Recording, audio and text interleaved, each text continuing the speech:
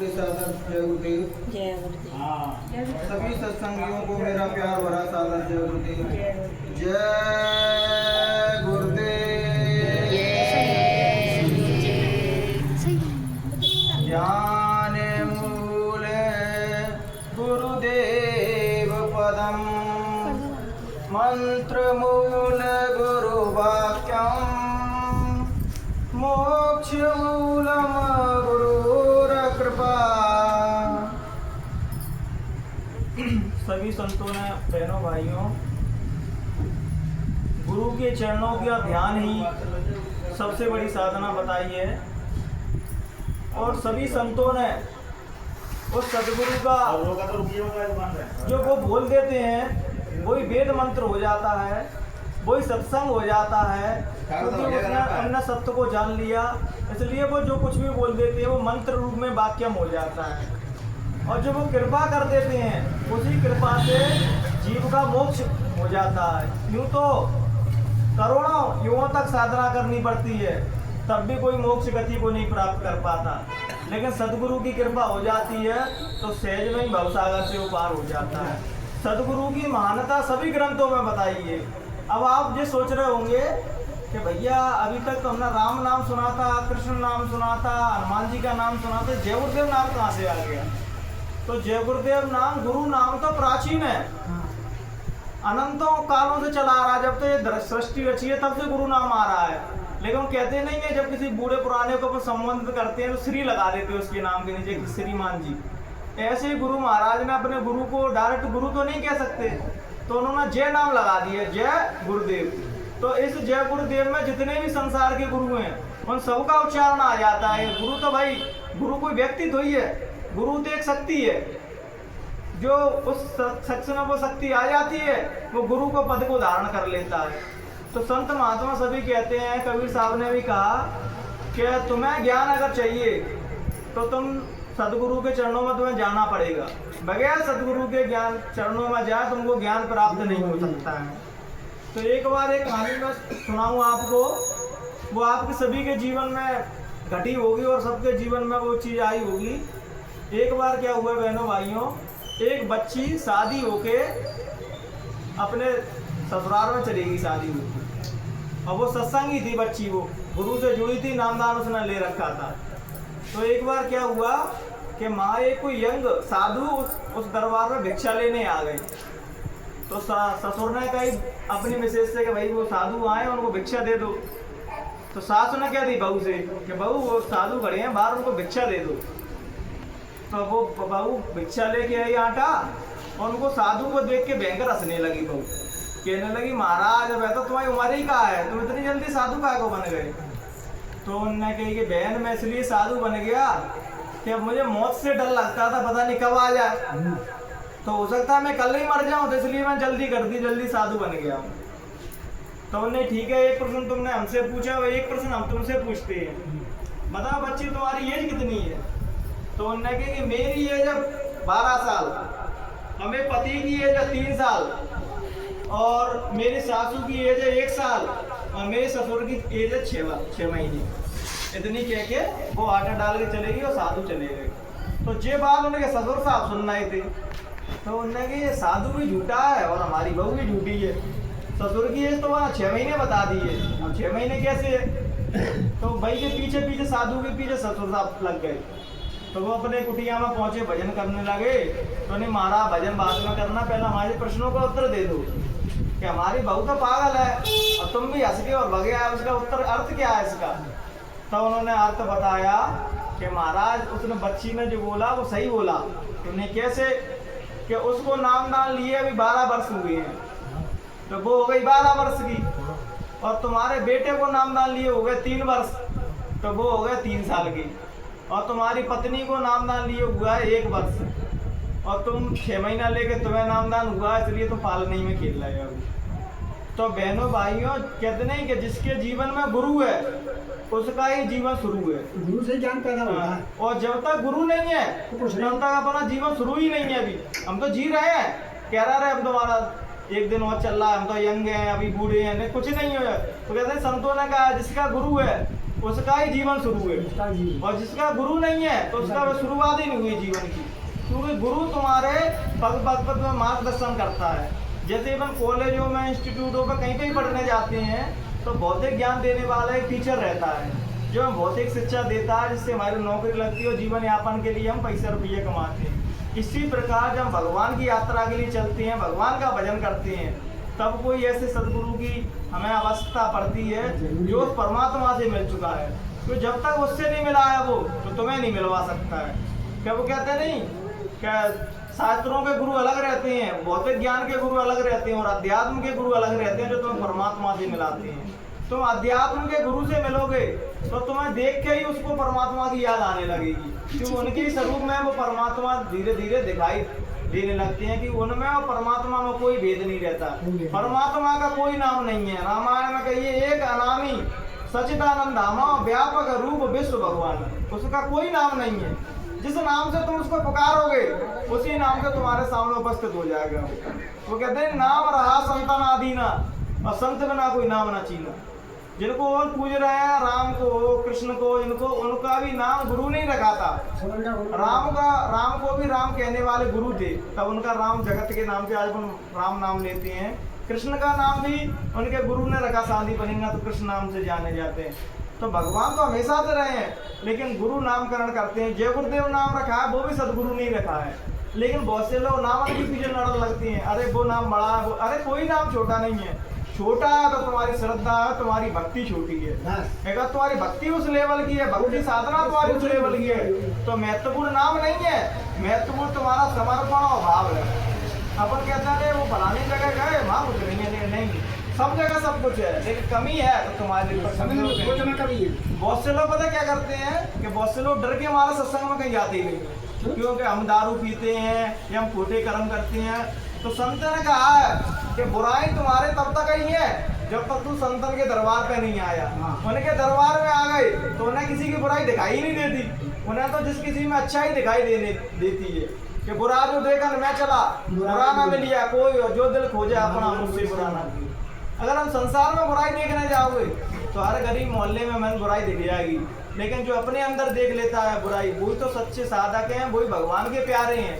अपन पता क्या करते हैं बहनों भाइयों कि भगवान के मंदिरों में, तस्वीरों में तो आस्था दिखाएंगे, लेकिन कोई जीते जागते कोई महात्मा वहाँ बैठे होंगे, उनसे अपन गाली दे के भगाएंगे, अरे ठीक है, क्यों वो जीते जागते बैठे हैं, क्योंकि लोगों को मरे मराए को पूजने का आदि हो चुका है। हम उन्हीं लोगों को पूजते हैं जो कुछ बोलेगा नहीं। मंदिरों में जाते हैं, हमारे कोई हमसे ये कह देना कि आज भगवान सबको दर्शन देंगे और तुम्हारी भाषा में तुमसे बात करेंगी, तो एक वो व्यक्ति मंदिर में दिखाई नहीं दे, वो सब भग जाएंगे। बस बोलेंगे तो हमारे आपको बता देंगे अरे तू ऐसे कर्म करके आया है। हाँ, तो मंदिर में तो कुछ बोलते नहीं है, कोई कैसे पूजा कर दो भाई, अपन करते यही तो पूजा चल रही है आज संसार में कि अपन पूजा भी कर रहे हैं, जय श्री राम भी बोल रहे हैं, ये तो दारू भी पी रहे हैं, मांस भी खा रहे हैं। तो बताओ कोई देवी देवता ने तुमसे कहीं मांस खाने की? अपन देवी के नाम पे बकरे की बलि दे आते हैं, कहते हैं लोहड़ी माता को चाहिए बकरा। अब ये बताओ, इधर तो तुमने उसका नाम जगत जननी रख दिया है, तो जगत की जननी है, जगत की माता है, तो बताओ तो बकरन क्यों माता है? बकरन ने क्यों मार रहा है? तुम बर्फी चढ़ा जाना, श्रद्धा से कहना मैया मेरे पास तो बर्फी है, तो नाराज तो नहीं होंगे, तो तुम्हारा सपने मांग खुद कह दे बच्चा तेरी पूजा मुझे कबूल हो गई। ये तो अपन ने मना करना, तो लोगों ने बातें बना ली कि माता को जे चाहिए, फलाने को जे चाहिए। अरे भगवान को, किसी भी देवी देवता को तुम्हारी सच्ची श्रद्धा चाहिए और कुछ नहीं चाहिए उनको, लेकिन हम वो नहीं करते हैं। आजकल देखना कलयुग में सबसे ज्यादा पूजा पाठ होती है, सबसे ज्यादा भागवत रामायण सबसे ज्यादा हो रही है, लेकिन धार्मिक आदमी को दिखाई नहीं देता है, क्योंकि हम जाते तब तक हैं, हम पंडाल में बैठे हैं तब तक धार्मिक है बस, उसके बाद फिर धर्म। और जिस दिन हमारा जीवन में उतार लिया तो फिर काम हो जाता है, क्योंकि संत महात्मा पता क्या करते हैं बहनों भाइयों, वो सत्य को अपने जीवन में उतारते हैं, तब भगवान उनकी बात मानता है, लोग उनके आदर्शों पर चलते हैं, उनकी बात मानते हैं। आज जितने भी संत हैं बहनों भाइयों, खुद साधना नहीं करते, खुद भगवान के पथ पे नहीं चलते, तो दूसरों को शिक्षा नहीं दे पाते।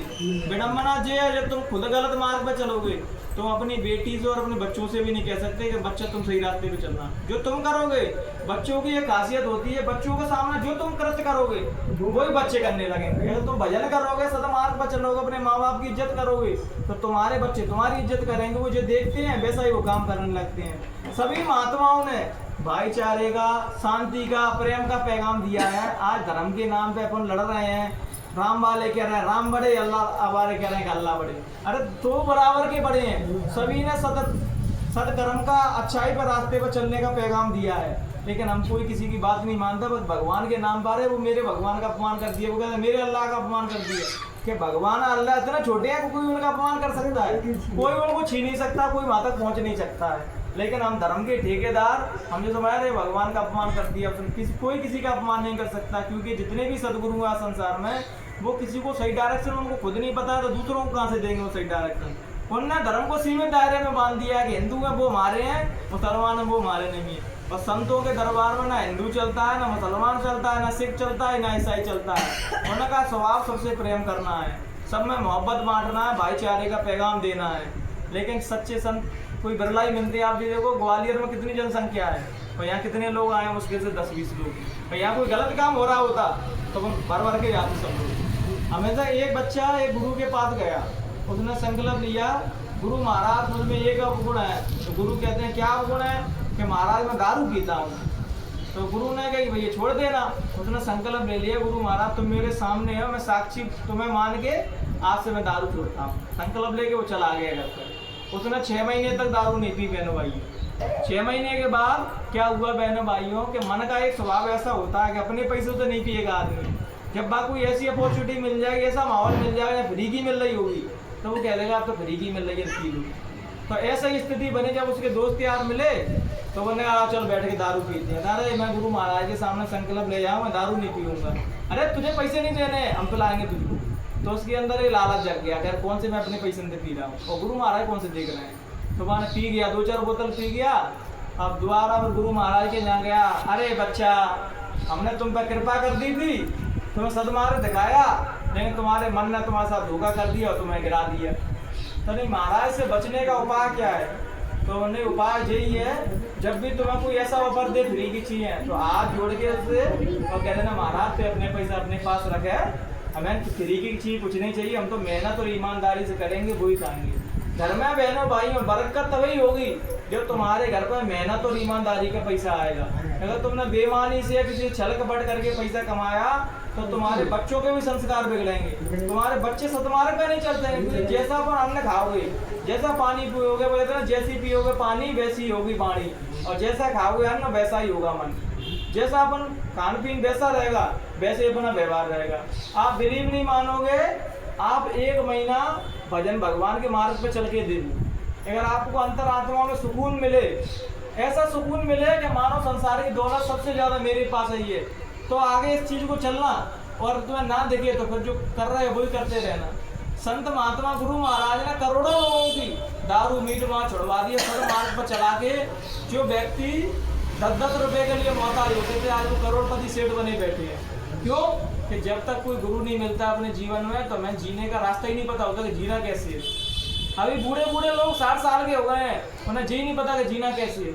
वो 4-5 घंटे कि कौन मंत्री बनना है, कौन प्रधानमंत्री बनना है, कौन क्या हो रहा है, यही में लगा रहते हैं। और मैं सत्संग में से आता हूँ, मैं ताज्जुब करता हूँ कि इनके मृत्यु के द्वार खड़ा है, कभी भी इनका टिकट कर सकता है ऊपर के लिए, और जो सारी फालतू में चीज़ में लगे, कौन मंत्री बनना है, कौन सांसद बनना है, मन तो बनने के बाद इन्हें सैलरी देने आएगा। अपन ये नहीं सोचते भाई कि हमारी एज हो गई 60 के प्लस, तो जितना समय हो भगवान के कर्तव्य में दो, अच्छे शास्त्र पढ़ो, भगवान का भजन करो, और जो भी बच्चे तुम्हारे आसपास बैठे हैं उनको सत्कर्म का रास्ता बताओ। तुम अपने बच्चों को तभी तो रास्ता दोगे जब तुम खुद रास्ते पे चलोगे। हाँ, तुम बच्चों से जो उम्मीद रखोगे कि नहीं मैं पापात्मा हूँ, बच्चे मेरे धर्मात्मा बनेंगे, तो नहीं बनेंगे बच्चे। वो हार कह देंगे पापा तुम तो सुधरो पहले, तब मैं सुधरूंगा। इसलिए बहनों भाइयों, अब समय ऐसा आ रहा है, खराब समय। गुरु महाराज कह रहे थे कि बच्चा सारे देवी देवता सो गए हैं, तो कितने भी घंटा बजा लेना, कितने भी पूजा अर्चना करना, कोई तो फरियाद नहीं सुनेगा। क्यों? क्योंकि संतों ने तुमको कितनी बार समझाया, सदमार्ग दिखाया, तुमने बात उनकी नहीं मानी। अब तो काल भगवान विकराल रूप लेके इस संसार को सफाया करने के लिए तैयार है। 79 में महादेव धरती को खत्म करने वाले थे, 80 में, तो 79 में गुरु महाराज पहुंच गए वहाँ काशी में, और उन्होंने कही कि महादेव हम जानते हैं 80 में आप क्या करोगे। तो उन्होंने वहाँ यज्ञ रचाया, महादेव को प्रसन्न किया, और क्या कहा महादेव थोड़े समय में और 2 लोगों को समझाने का, जब नहीं सुधरेंगे फिर तो अपना काम करना। तो आज सभी शक्ति उस काम के लिए तैयार है। तो कब ऊपर से आदेश आया परमात्मा का, हम सबको साफ कर चुके। देख रहे हो आप करोड़ों में पहाड़न पे थे कैसे दरारें रख रही हैं, गांव के गांव साफ हो रहे हैं, कैसी बाढ़ तूफानें आ रही हैं और कितने करोड़ों लोग युद्धों में रोज मर रहे हैं। मुझे बताओ, अगर हमारे अंदर इंसानियत होती, प्रेम होता, तो ये समझते कि भाई वो जल रहा है, वो मर रहा है, तो उसके भी दर्द होगा। लोगों को जिंदा जलाया जा रहा है। ऐसी देशों में स्थिति है बहनों भाइयों, ये बेचारे एक एक दो रोटी के लिए रोटी खा रहे हैं। ऐसी स्थिति अब अपने भी देश में आने वाली है बहनों भाइयों, समय ज्यादा दूर नहीं है तो अपने देश में ही वो स्थिति होने वाली है। अगर आप सत्कर्म नहीं करोगे, सच्चाई के रास्ते पे नहीं चलोगे, आप बहुत सौभाग्यशाली हो बहनों भाइयों, जो आपको जो क्षण मिल गया आप सत्संग में आ पाए। क्यों कहते नहीं कि पुण्य पुण्य इकट्ठे हो जाते हैं तब कोई संत मिलता है। जब हमने जो भी कुछ देवी देवता की पूजा अर्चना की होगी, उस पुण्य के प्रताप से, उस भजन के प्रताप से आप यहाँ पाए हो आज बहनों भाइयों। मैं किसी गुरु महाराज कहते थे कि बच्चा तुम मुझे याद नहीं करते, पहले मैं तुम्हें याद करता हूँ, तुम मुझे याद कर पाते हो। संत पहले याद करते हैं अपने जीवों को, तब वो जीव यहाँ पर आ पाते हैं। नहीं यहाँ कोई आ नहीं सकता है बहनों भाइयों। इतने सालों से यहाँ सत्संग हो रहा है, लेकिन आप आज ही क्यों आए? क्योंकि जब समय पूरा हो जाता है कि भाई इतने दिन तक बुराई पर रास्ते पर चलना है, इसके बाद तो सत्कर्म पर चलना है, तो तभी तुमको संत मिलती है। तो भगवान कहते हैं आप मोह भाव भरोसो हनुमंता, बिना हरि कृपा मिला नहीं सकता।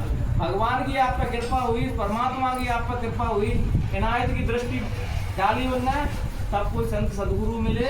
अब उनसे नेकी का रास्ता मिल लेना, भगवान से मिलने का रास्ता पूछ के, और अपने बची कुछ जीवन है उसको भगवान के भजन में लगाओ और अपना काम मेहनत ईमानदारी से करो।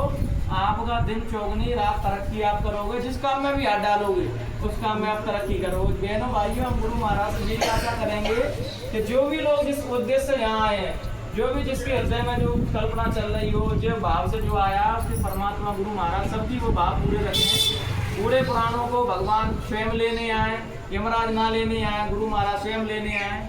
और जितने भी नए बच्चे और कोई भी किसी उद्देश्य के साथ आया है, उसका गुरुदेव से हम निवेदन करेंगे गुरु महाराज के उद्देश्य को पूरी करें। क्योंकि कलयुग में जब तक तुम उसको कुछ दोगे नहीं को, तो कोई मानने वाला नहीं है कि भाई कह रहा है उनके यहाँ जा रहा है तो उनसे कुछ फायदा भी तो है। हर व्यक्ति फायदे के लिए कहीं पे भी जाता है। अगर तो हनुमान जी को 10 रुपये का प्रसाद चढ़ा रहा है तो तुमने 50,000 की चीज मांगता है हनुमान जी से। हनुमान जी 10 रुपये का चढ़ा रहा है, तुमको 50,000 रुपये तो दे देना मुझसे। ये अपन ऐसे देवी देवतों से मिलने जाते तो हनुमान जी के भैया कल ही हो गया, तो हनुमान जी कहते हैं भाई तो 10 नहीं मिलेंगे वो, तो हनुमान जी कहते दिया तो 50,000 का, तो 50,000 का उसको काम धंधा कर दिए। लेकिन फिर भी हम बहनों भाई सब कुछ हमारे जीवन में अच्छा चलता है, फिर भी जो हमें सब कुछ दे रहा है उसको ये भूल जाते हैं। तुम्हारे पास पैसा जाना आया तो तू कोई तुमसे कहेगा भजन करा दे, अब भजन करने के समय अब जो पैसा दिया जाए तो उपयोग करेंगे, मैं नई नई गाड़ी में घूमूंगा, उल्टे सीधे काम करूंगा। बहनों भाइयों, पैसा तुम्हारे पास आया, रहीमदास कहते हैं कि अगर पैसा आ जाए उसको मानव सेवा में लोगों की भलाई के लिए लगाओ तो तुम्हारे पैसा और ज़्यादा बढ़ेंगे। तो पुराने जो सेठ होते थे ना बहनों भाइयों, अरबपति में लोग रहते थे, तब भी ये मामूली से संत जो कुटिया में रहते थे, राजकी में बहू से मिलने जाते थे, लोग चरणों में बैठते थे और जीवन का रास्ता पूछते थे कि महाराज जो इतने दौलत दी है उसका क्या करें। संत महात्मा बताते थे कि जरूरतमंदों को दान कर दो, किसी के पास कपड़े नहीं है उसको कपड़े दे दो, कोई भूखा मर रहा है उसको खाना दे दो, कोई किसी मकान नहीं है उसको मकान दे दो, और जिसकी बच्ची कोई गरीब बच्ची है उसकी शादी नहीं हो पा रही उसकी शादी करा दो। तो इस संत महात्मा पहले समाज को व्यवस्थित तरीके चलाते थे।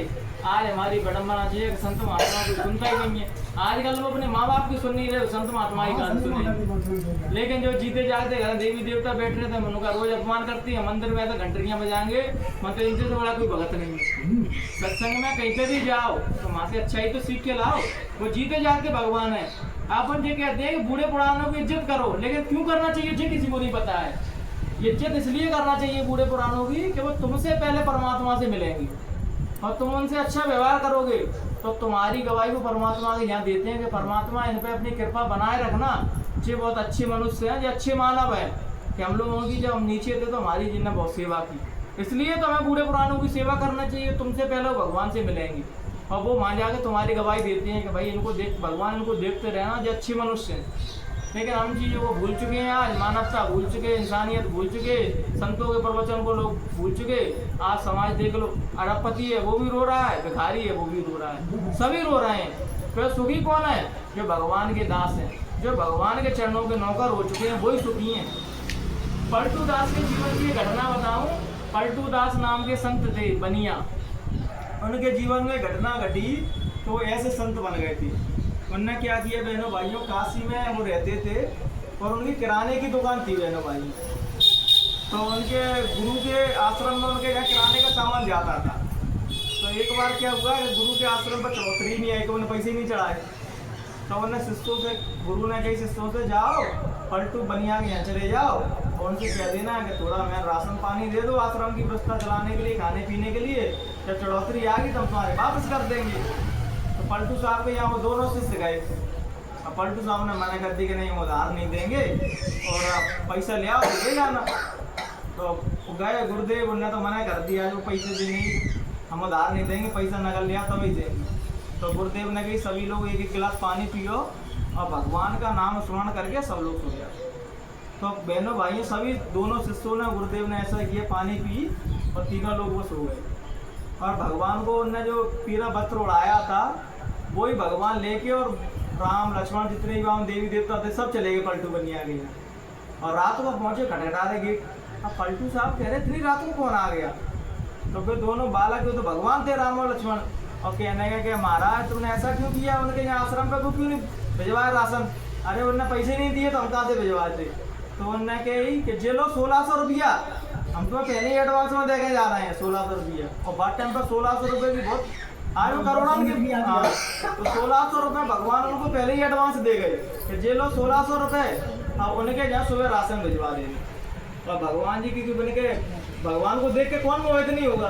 उन्हें देख के वो पलटू साहब अंदर अंदर खुश हो रहे हैं, ऐसा लग रहा है कि इनको बांध के रख लो, उनको जाने ना दे। तो दोनों बालक को देखे माँ पैसा और वो आ गए। अब उनका क्या गया, जो भगवान का वस्त्र था पीला वो वहीं गिर गया। तो वहीं गिर गया तो भाई चले गए, भगवान अंतर ध्यान हो गए।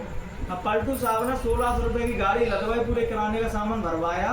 तो 1600 रुपये तो बहुत उस टाइम पर पैसे की बहुत गई। तो पूरी गाड़ी भरवा के और वो कपड़ा गिर गया, बाहर लेके चल दिए गुरुदेव के यहाँ। अब गुरुदेव के यहाँ गए तो उन्हें राशन दिया और कहा वो तुम्हारे शिष्य आए थे 2 बच्चे, तो 1600 रुपये दे गए हैं, तो थोड़ा बहुत सामान जी अभी ले लो, बाकी 1600 रुपये तब तक तुम्हारे रहेंगे, तब तक राशन देते रहेंगे। तो नहीं, हमारे 2 बच्चे, हमारे शिष्य तो जे सो रहे हैं यहाँ, और तुमने पानी पी के तुमने मना कर दिया, सब सो रहे हैं, कोई गया ही नहीं है वहाँ। अरे महाराज सबूत के तौर पर मेरे पास एक चीज़ है।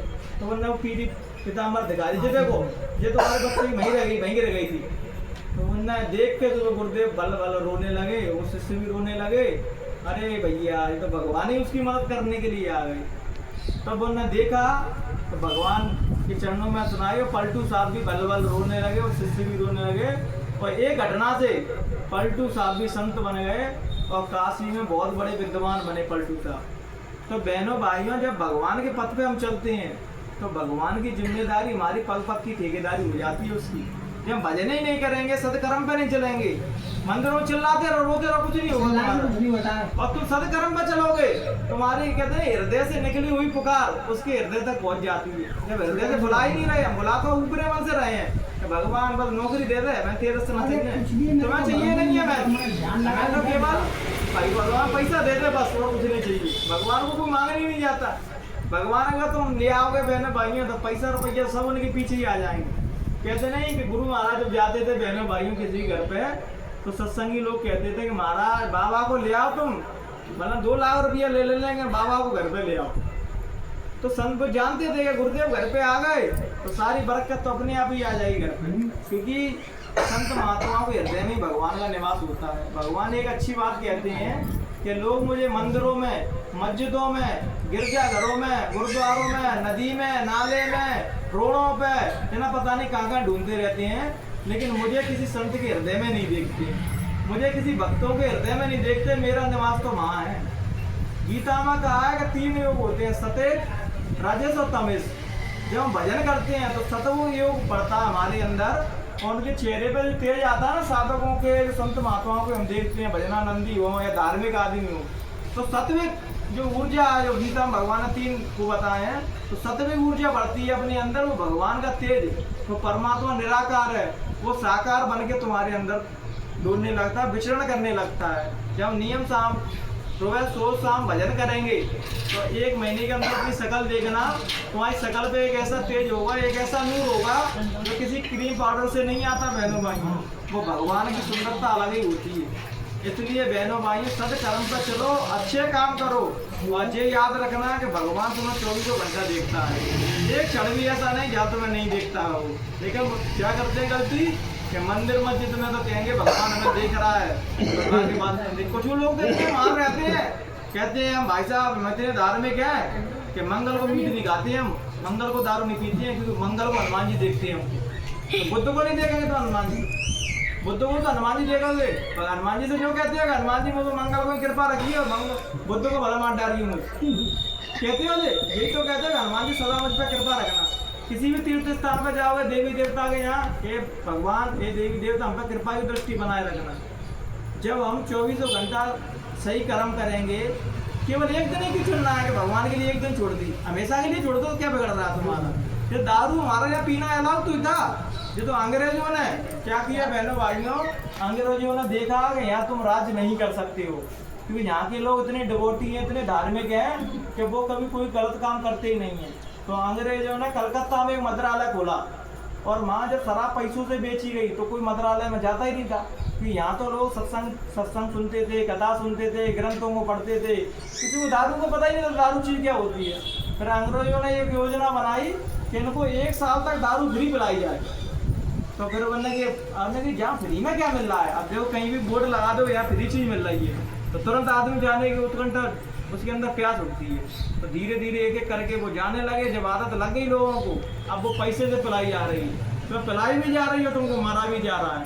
कहते नहीं कि शराब एक ऐसी लैला है कि वो अपने मजनू को जब तक 3 सेट में नहीं पहुंचा देगी तब तक उसका पीछा नहीं छोड़ती है वो। तो हमें क्या करना है बहनों भाइयों, जो आपको डिसाइड करना है, कोई भी देवी देवता कोई भी संत महात्मा तुम्हें हाथ पकड़ के रोकेंगे नहीं, वो केवल कहते हैं चलना तुम्हें कि बाबा जी का कहना है साकारी रहना है। तन मन करता कौन करा वंडा मछली मांस शराब, क्या खाने से होगी भलाई, साग सब्जी दूध मलाई।